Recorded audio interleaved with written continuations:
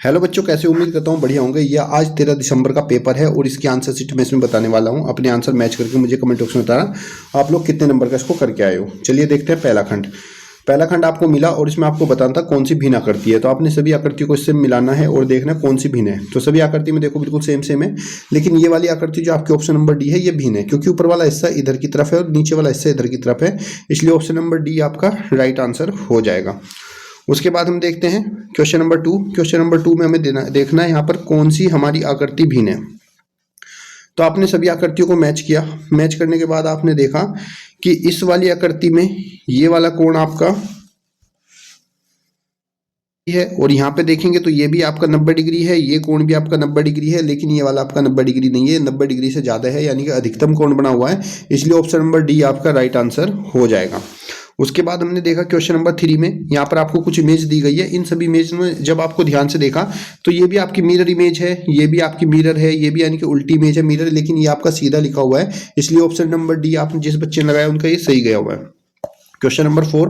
Question number 4 में आकृति यहाँ पर एक देखो पूरी आकृति बनी हुई है, जैसे यहाँ पर आपका वर्त है, यहाँ पर आपका त्रिभुज है, यहाँ पर भी आपका चतुर्भुज है, लेकिन इस वाली आकृति में क्या है? देखो यहाँ पर इस वाली आकृति में ये आकृति पूरी नहीं हुई है, यानी कि इसके अंदर बीच में जो है पूरी लाइन नहीं बनी है, इसलिए ऑप्शन नंबर सी आपका राइट आंसर हो जाएगा। उसके बाद हमने अगले वाले भाग में आए। यहाँ पर आपको क्या करना था, भाग नंबर 2 में पहचाननी थी बिल्कुल समान आकृति कौन सी है। तो ये वाला भाग कभी भी किसी बच्चे का गलत नहीं जाता है और इसमें आपका जो सही आंसर था ये ऑप्शन नंबर डी आपका राइट आंसर नहीं होगा, क्योंकि यहाँ पर ये वाली लाइन इस पे नहीं बनी है। इसके बाद हम देखते हैं ये वाला आंसर में देखो ये ट्रायंगल नीचे की तरफ है, इसमें ऊपर की, ये भी नहीं होगा, इसलिए ऑप्शन नंबर बी आपका राइट आंसर। 5वें में जितने बच्चों ने बी लगाया उनका सही आंसर है। उसके बाद क्वेश्चन नंबर 6। एक तीर बाहर की एक अंदर, एक तीर बाहर एक अंदर, बाहर अंदर, ऑप्शन नंबर सी आपका राइट आंसर हो जाएगा। उसके बाद हमारा भाग नंबर 7 है। 7 में बतानी भाई कौन सी आकृति बिल्कुल समान है। देखो ये नीचे है और ये इधर लेफ्ट में, तो ये नीचे इधर हो गया, ये वाला इसका आंसर नहीं है, ये नीचे की तरफ है, ये लेफ्ट में है, ये इधर राइट में, लेकिन इधर ये लेफ्ट में, ये भी नहीं होगा। इसके बाद आपका ऑप्शन नंबर ये नीचे, ये राइट लेफ्ट में, ये नीचे, ये ऊपर, इसलिए आपका ऑप्शन नंबर सी आपका राइट आंसर हो जाएगा, बिल्कुल सी के जैसी बनी हुई है। उसके बाद क्वेश्चन नंबर 8। क्वेश्चन नंबर 8 में देखनी भाई कौन सी आकृति सेम है। देखो यहाँ पर तीर है, लेकिन इसमें तीर इधर है, ये वाला ऑप्शन नहीं होगा। इसमें ये वाला तीर इधर, यहाँ पर भी इधर है, ये इधर की तीर है, ये भी इधर, ऊपर की तरफ ये और नीचे की तरफ चतुर्भुज, और यहाँ पर ये साइड में डंडे लगे हुए हैं, इसलिए ऑप्शन नंबर बी आपका राइट आंसर हो जाएगा। उसके बाद हम चले भाग नंबर 3 पर। भाग नंबर 3 पर क्या था आपकी, यहाँ पर एक विलुप्त आकृति है, एक भाग विलुप्त है, इसमें से छांट के बताना कौन सी आकृति आपके आने वाली है। तो 9th में आपने ध्यान से देखा और इसमें आपका option number C right answer होगा। ये वाली आकृति आप यहाँ रख दोगे तो बिल्कुल इसके साथ एग्जैक्ट मैच कर मैच आ जाएगा इसका। उसके बाद हमारा क्वेश्चन नंबर 10 है। 10 में बतानी हमें कौन सी आकृति इसमें बिल्कुल फिट होने वाली है। तो बच्चे यहाँ पर क्वेश्चन नंबर 10 में जो आपकी आकृति आएगी जैसा इधर है वैसा इधर है, इसलिए ऑप्शन नंबर डी आपका राइट आंसर हो जाएगा। क्वेश्चन नंबर 11 में आपकी आकृति जैसा इधर बना हुआ है वैसे ही सेम टू सेम आपका यहाँ पर भी बनना चाहिए, इसलिए आपका ऑप्शन नंबर कौन सा हो जाएगा, यहाँ पर ऑप्शन नंबर डी जो है वो आपका राइट आंसर हो जाएगा। Question number 12। क्वेश्चन नंबर 12 बताने भाई कौन सी आकृति है। तो देखो 1 2 3, 3 लाइन है और ऊपर का बंद, तो 1 2 ये नहीं होगी, 1 2 3 4 है, ये भी नहीं होगी, 1 2 3 4, 1 2 3 और अंदर की 4 नहीं, हमने बाहर की नहीं गिनी, 1 2 3 4 होंगी, 1 2 3 4, इसलिए ऑप्शन नंबर आपका बी राइट आंसर हो जाएगा। उसके बाद हम भाग नंबर 4 पर पहुंचे। भाग नंबर 4 में हमें एक पैटर्न दिया हुआ है, इस पैटर्न के अनुसार पहचान के बताना है हमारा कौन सा आंसर इसमें राइट आने वाला है। तो देखो यहाँ पर जो आकृति यहाँ पर है वही आकृति ऊपर की तरफ, लेकिन ऊपर नीचे 2 लग गए, तो वैसे ही हमारी ये वाली आकृति जो है इसको घुमाकर ऊपर की तरफ लेगा, ये वाली आकृति है तो उसके नीचे की तरफ आकृति आनी चाहिए, इसलिए यहाँ पर हमारा ऑप्शन नंबर कौन सा हो जाएगा, डी राइट आंसर हो जाएगा। उसके बाद है हमारा अगला भाग नंबर 14। भाग नंबर 14 में पहले एक त्रिभुज, फिर 2 त्रिभुज, फिर 3, तो इसके बाद हमारे 4 होने चाहिए। तो यहाँ पर 1 2 3 4 ये हो गया 5, 1 2 3 4, ऑप्शन नंबर सी आपका राइट आंसर हो जाएगा। उसके बाद क्वेश्चन नंबर 15। क्वेश्चन नंबर 15 में ये दोनों तीर एक स्टेप आगे बढ़ गए, यानी कि ये वाला तीर आगे चला गया, ये इसके आगे, ये वाला तीर एक स्टेप आगे बढ़ेगा तो ये यहाँ पे आ जाएगा, ये यहाँ पे, बाकी दोनों तरफ डंडे, तो इसके लिए ऑप्शन नंबर आपका डी जो है वो राइट आंसर हो जाएगा। क्वेश्चन नंबर 16 में हमने देखा भाई पहले ये था, फिर एक स्टेप नीचे बढ़ा, फिर इसमें त्रिएंगल लगाया, तो अगले उसमें एक स्टेप नीचे बढ़ना चाहिए, इसलिए आपका ऑप्शन नंबर यहाँ पर बी राइट आंसर हो जाएगा। उसके बाद हम भाग नंबर 5 में पहुंचे। भाग नंबर 5 में आपको यहाँ पर जो आकृति है इसमें देखना है क्या पैटर्न है। जो पहले और दूसरे में पैटर्न है वही तीसरे और चौथे में होगा, उसी के अनुसार हमें बताना है। देखो पहले वाले में क्या हुआ, ये आकृति जो अंदर वाली आकृति है वो इस तरफ खिसक गई है। तो वैसे अगर हम यहाँ पे देखें तो ये वाली आकृति कहाँ पे जाएगी, नीचे की तरफ आ जाएगी। ये वाली आकृति नीचे की तरफ और नीचे वाली आकृति ऊपर, इसलिए ऑप्शन नंबर डी आपका राइट आंसर हो जाएगा। उसके बाद हमारा है क्वेश्चन नंबर 18 वाले में देखो क्या हुआ, यहाँ पर 3 तीर थे, डायरेक्शन बदली और 2 रह गए। तो उसमें भी 3 है, डायरेक्शन बदलेगी तो 2 रह जाएगी, यानी कि ऊपर से नीचे आएगा और डायरेक्शन में 2। ऑप्शन नंबर सी आपका राइट आंसर हो जाएगा। क्वेश्चन नंबर 19 में बाहर अंदर ट्रेंगल है, बाहर ट्रेंगल है तो अंदर चतुर्भुज, तो ये बाहर है तो बाहर की तरफ ये आना चाहिए और अंदर इसके सर्कल आना चाहिए, इसलिए हमारा option number A right answer हो जाएगा। उसके बाद क्वेश्चन नंबर 20 में ये वाला जो तीर है वो इधर की तरफ यानी कि ऐसे बैंड हो गया और ये वाला तीर नीचे की तरफ चला गया। तो सिमिलरली ये वाला तीर जो हमारा इधर बैंड हो जाएगा, जो नीचे वाला मुंह है ये नीचे वाला मुंह इस तरफ जाएगा। देखो यहाँ पे तीर था तो ये इधर आया, तो ये जो मुंह है वो आपका इधर आना चाहिए, इसलिए ऑप्शन नंबर ए आपका राइट आंसर हो जाएगा। उसके बाद भाग नंबर 6 में हमें यहाँ पर कुछ आकृति दी गई है, हमें ये बताना है इसमें कौन सी आकृति फिट करें कि ये कंप्लीटली पूरा हो जाए। तो इसको हमें ऐसे ये वाली आकृति देखनी पड़ेगी कहाँ पे, और इसमें हमारा ऑप्शन नंबर राइट हो जाएगा बी वाला, बी जो है हमारा राइट आंसर आ जाएगा। उसके बाद है क्वेश्चन नंबर 22 में देखना भाई कौन सी आकृति हमारी फिट आने वाली है। तो इसमें जितने बच्चों ने आपका ऑप्शन नंबर ए लगाया है वो सब का राइट आंसर है। इसके बाद क्वेश्चन नंबर 23 में ये सर्कल बाहर की तरफ कुछ ऐसा बनने वाला है, तो इसलिए आपका option number B right answer हो जाएगा।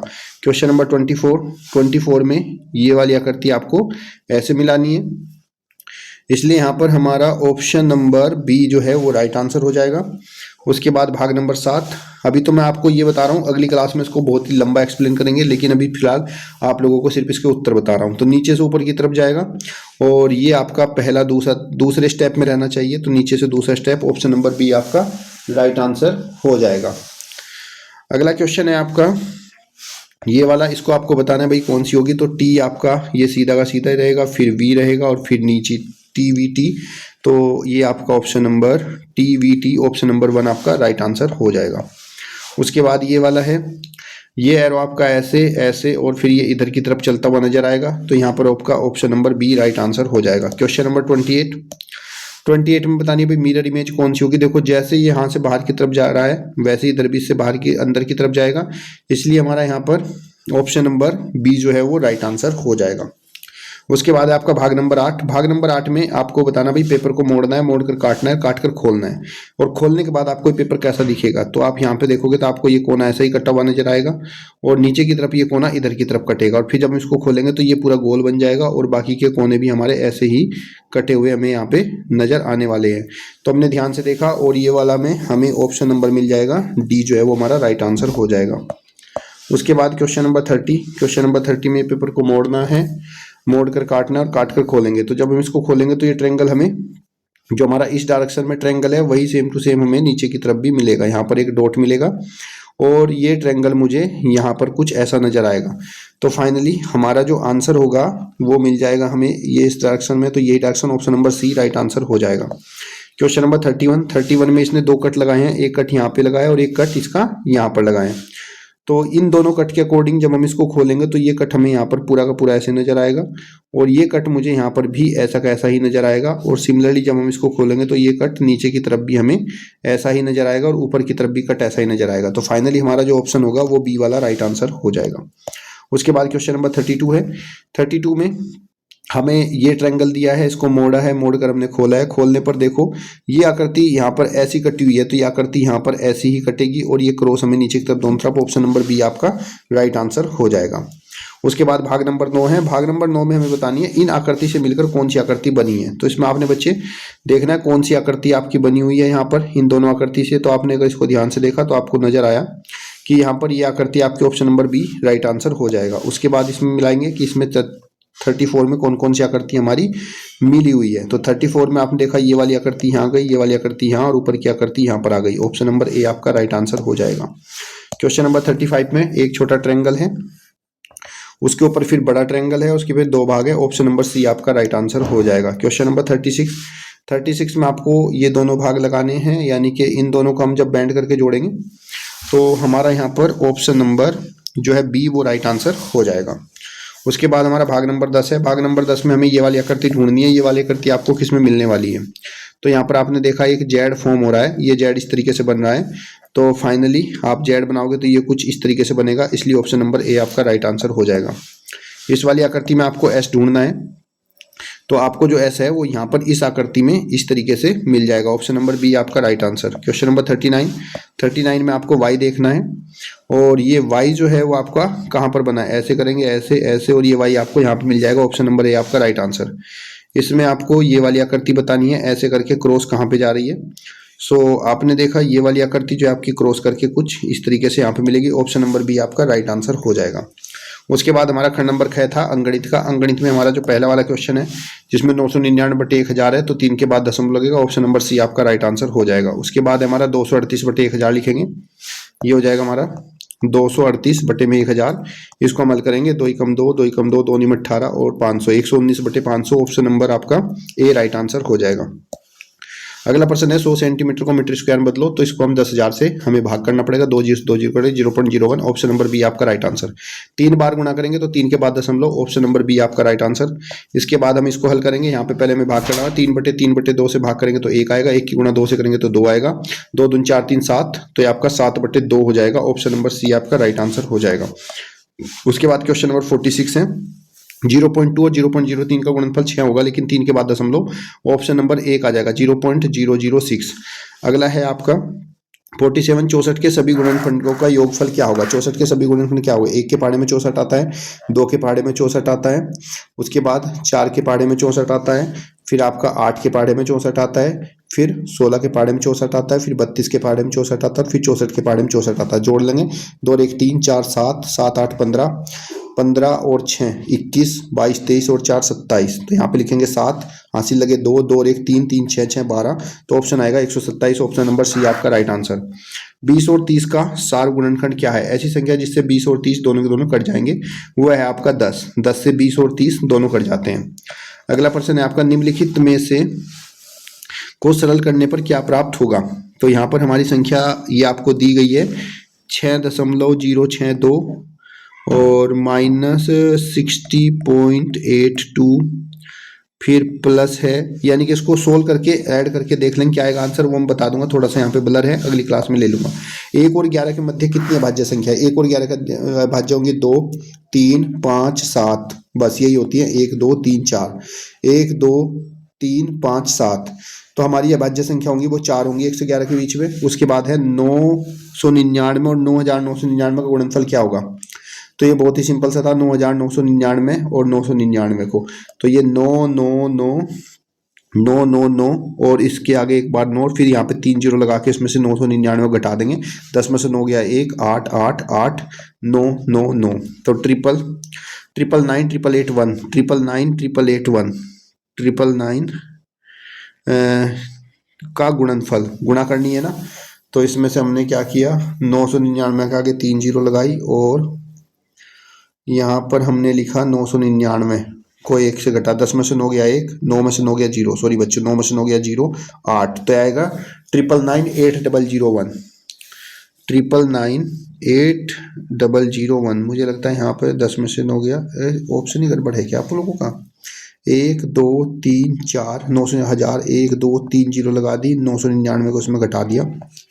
10 में से 9 गया 1, 9 में से 9 गया 0, 9 में से 9 गया 0 8, फिर 999 1 2 3, अच्छा 4 9 हैं, सॉरी बच्चे, तो ये हमारा 4 9 है। तो ये आपका करेंगे हम इसमें गुणा 999 4 टाइम 9 और 999। चलिए देखते हैं कितना आएगा। 1 2 3 4 time 0 multiply 999 is equal to में 9989 ऑप्शन नंबर सी आपका राइट आंसर हो जाएगा। उसके बाद है क्वेश्चन नंबर 52। एक डिब्बे में 500 अंडे थे, एक डिब्बे में 500 अंडे थे जिसका 3/25 भाग टूटा हुआ निकला, तो 500 का 3/25 भाग हो जाएगा 25 दूनी 50 0, ठीक है।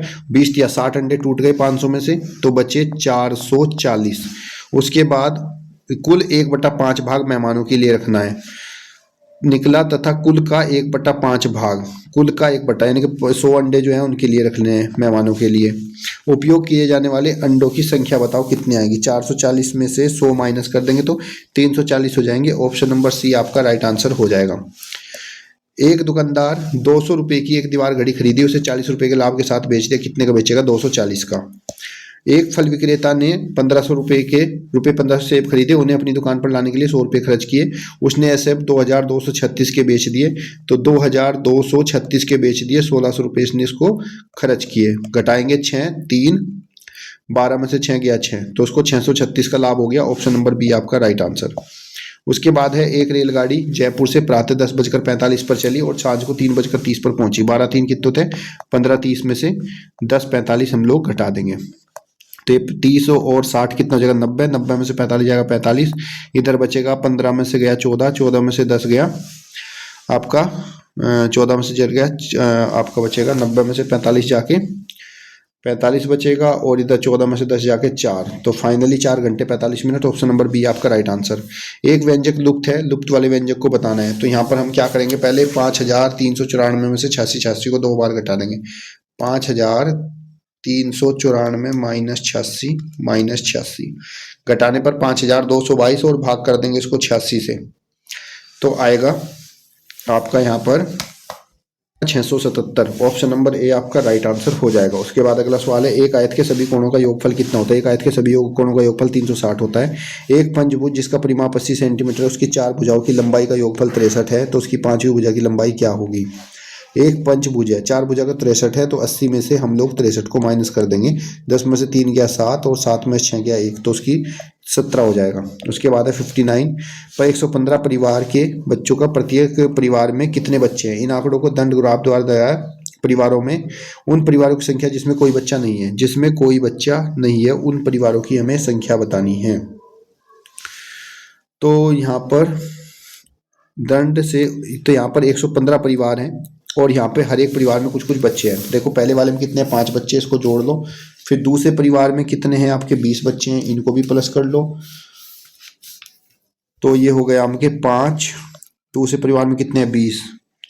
तीसरे परिवार में कितने हैं? 30।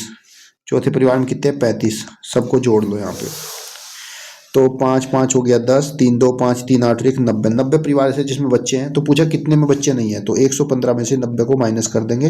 5 11 में से 9 गए 2, तो 25 परिवार ऐसे हैं जिनमें कोई बच्चे नहीं है। ऑप्शन नंबर आपका सी राइट आंसर हो जाएगा। एक संपूर्ण कोण कितने के बराबर होता है? एक संपूर्ण कोण में 4 समकोण होते हैं। ऑप्शन नंबर डी आपका राइट आंसर। उसके बाद आए आपके अनुच्छेद। अनुच्छेद आपने पढ़ा और पढ़ने के बाद आपको इसके उत्तर लगाने हैं। तो चलिए देखते हैं अनुच्छेद में कौन कौन से हैं। इसमें आपने पढ़ के जो जो लगाया वो यहाँ पे उत्तर मैच कर लीजिए। नृत्य करती हुई लड़की मोटे शीशे में बंद किया था क्योंकि वो बहुत दुर्लभ कलाकृति थी। पेटेंट का भाग होता है हार, और इसमें दोनों ही हाथी दांत से हार पहना था, यानी कि वो धातु से बना, दोनों सत्य। कलाकृति का मतलब होता है मनुष्य द्वारा बनाए गए कला के नमूने। उसके बाद जिसका ये था, फूल हमारे लिए अनेक रूप से हैं, तो इसके लिए अनेक उपयोगी होते हैं और अनेक रंगों कलाकृति में होते हैं, प्रार्थना और पूजा करने के काम में आते हैं, और कुछ फूल जो है दवाई बनाने में काम आते हैं। प्रभाव का शब्द अर्थ होता है असर। उसके बाद यही आपके जो हैं यहाँ से चारों के चारों आपके ये अनुच्छेद थे, जिसमें आपका ये था चिड़ियाघर वाला। इसमें उनके लिए पर्याप्त भोजन, बांस की कोपले चबाते हैं, चीन का पर्याप्त जंगल, और लघु बच्चों के लिए पशु मनोरंजन करते हैं। और यहाँ पर सोनम पिता के साथ दुकान गई थी, लाल रंग की साइकिल, जन्मदिन पर उपहार के लिए माता पिता को धन्यवाद देकर चकित थी, यानी कि विस्मित थी। क्या है इसका? विस्मित। अब मुझे कमेंट बॉक्स में बताओ आपके यहाँ पर 80 में से कितने नंबर आए हैं, क्योंकि बच्चे पेपर बहुत ही सरल दिया था इस बार। किस्मत अच्छी है सर। तब तक के लिए धन्यवाद। जय हिंद, जय भारत। अगली क्लास में हम इसको बहुत ही डिटेल से करेंगे। आज सिर्फ उत्तर बताने का